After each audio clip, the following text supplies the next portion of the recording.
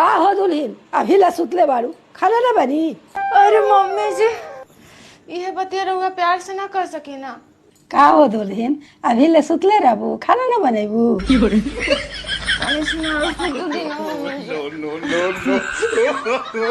बात बात पे मारे के धमकी देलू पता ना कोना पनौती घड़ी में ना हम तारा के काली मैया से मंगले रही। अब काली मैया से मंगले रही तो थोड़ा बहुत तो प्रकोप रहबे करी ना काली मैया के।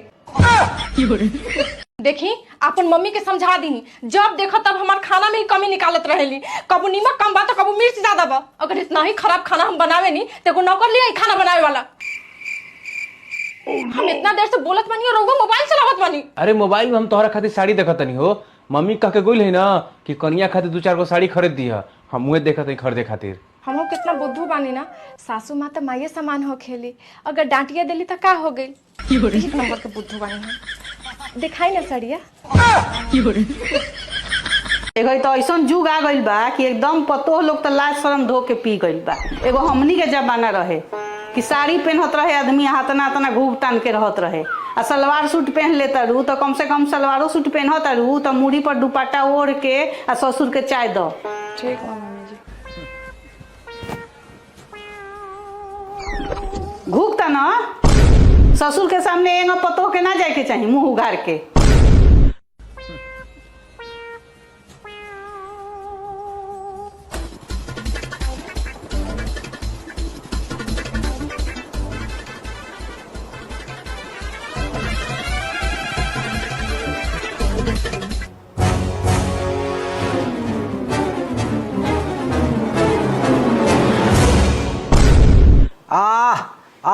जड़ गल पूरा जड़ गल। का भइल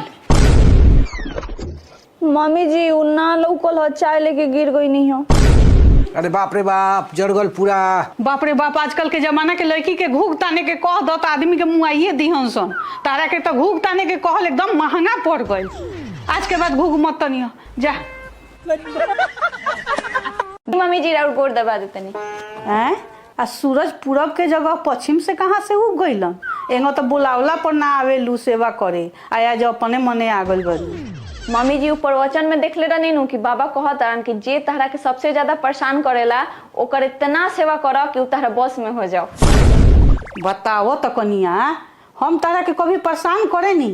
यही जा बगल वाली के सास बिया दिन रात गाड़ी देते रहेले दिन रात बोलत रहेले हम एको शब्द कभी बोले नी।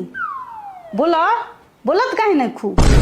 ये तार बाप में तई संस्कार देले बा कि सास भूखत रहो ते मत बोलिए।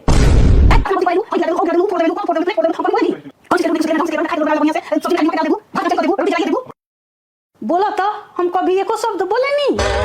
हाँ मम्मी जी रउआ हमरा के कहाँ कुछ बोले बाप रे बाप इतना खर्चा हो जाता महीना में। एकदम खर्चीला मेरा रू मिल गई बिया हमरा। एगो काम करतनी इनका के नो 1-2 महीना ला नैहर भेज देतनी तो अब हमार पैसा बची। ए हो तारा मायके गइला बहुत दिन हो गइल बा काहे नहीं कोई एक बार घुमाओ। इहे तो बात हम रउआ से कहे वाला रहनी है। रउआ तो हमरा मुंह के बात छीन लेनी। हाँ तो ठीक बा चल जा। आ जाएम तो हमरा खर्चा बाटे। खर्चा? हाँ कपड़ा किने के पड़ी। कपड़ा खरीदे के का जरूरत बा तारा भी तो इतना कपड़ा बा। अपना ला थोड़ी कहतनी जाएम तो हमरा मम्मी के कपड़ा चाची के कपड़ा भाभी के कपड़ा फुआ के कपड़ा भाई के कपड़ा बहन के कपड़ा पापा के कपड़ा सबके कपड़ा ले जाए के हुई। ऐसे ही थोड़ी चल जाएम। मम्मी जी बड़ा गर्मी होता है एसी लगवा दी ना। एसी 1-2 पैसा में मिलेला का। ढेर फुटानी धैले बा जा पंखा हाँको। माँ दीदिया फोन कर ले रखियो कहती है कि आई एज बा गर्मी के छुट्टी बा ओकरा लइका सन के। तो दीदिया होतिया। हाँ बाप रे बाप हे गर्मी में उ कैसे रही रे यहाँ। उ तो 1 मिनट बिना एसी के ना रहेले ओकरा यहाँ एसी बा। ए बाबू एक काम कर जो हमार पासबुक ले ले आ जाके एसी खरीद लिया पैसा उठा के। ठीक बा। दीदी सच में आओ तरीका दीदी ना अब एसी के मजा लो।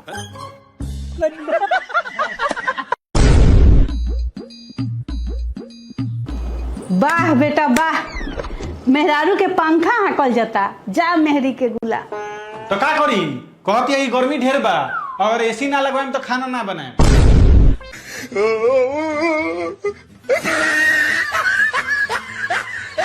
राउर ई महीना के पॉकेट खर्चा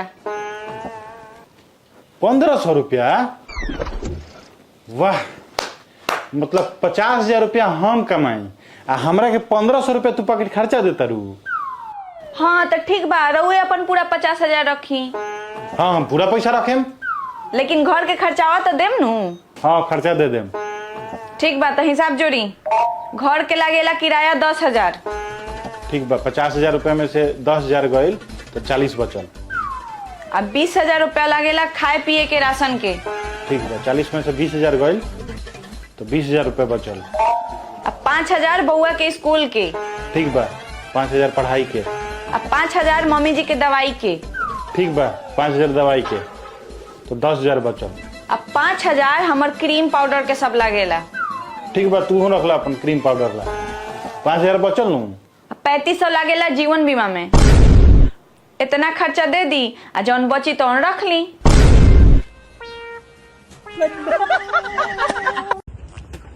सरवा कुछ समझ में आवत नहीं कहे। जब ठेकेदार से कहत नहीं कि पगार बढ़ाओ तो कहत तू कामे का करे ले, आ जब छुट्टी मांगत नहीं तो कहत तू चल जीबे तो तोर काम के करी। हेलो, हाँ करे जा मिले ना ये बू नटवा रे, हे नटवा कहाँ बड़े रे? अब जानू सारे सारे बोट का बोल। ठीक बा जानू रखा तड़ी का बोल। तो के कुल लड़की वाले देखे हम चलिबे नहीं क्या? अरे यार हम शादी नहीं करब, हम रडबे मरब। ठीक बा, शादी नहीं करा और से भी दहेज में फॉर्च्यूनर मिल रहा है। हम याती कइल दिया। चल सर नहीं बताओ कैसे शादी करे बा। के कहला हम रडबे मरब। चल बताओ के कैसे शादी करे। चल बेटा आज हम पार्टी देम तो के लंड फिश चल चल चल चल सर ना जा ना जे भी थम जाए ना क्या मानो मानो अपन लोकेशन मार काटे रुक जा कवरा जे काल चल बा। अरे ठीक बा, अपन बताओ का हाल चल बा? हमरो ठीक है बा। हाँ तो इस समय क्यों अपने पति के संगे है?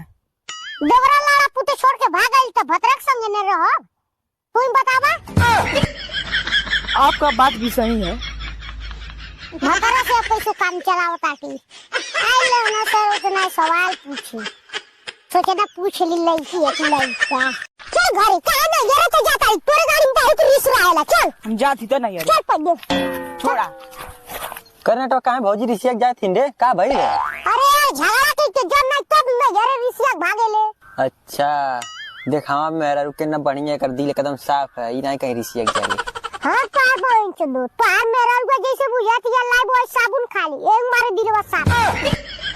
फोन दिल मिलन के जैसे वो एक दिल पे डालेगा जब जाली तब टोक देना। चल चलो नहीं तो